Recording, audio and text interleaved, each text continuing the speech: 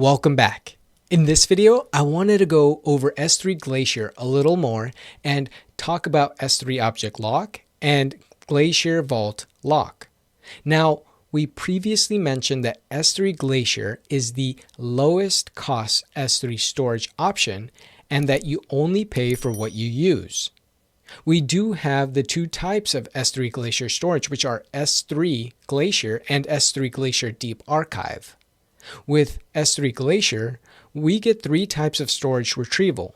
Expedited, which takes 1 to 5 minutes to retrieve data, and of course this costs extra.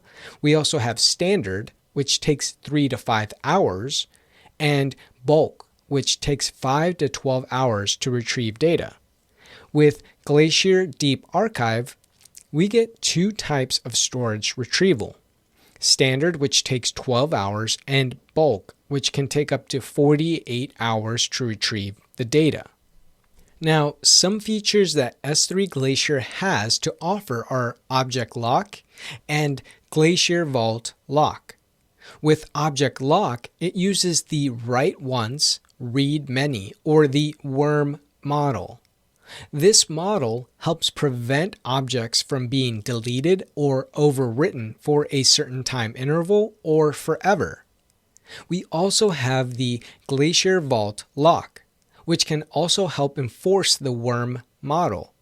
But here, we create a lock policy for future edits where no one can change the policy in the future.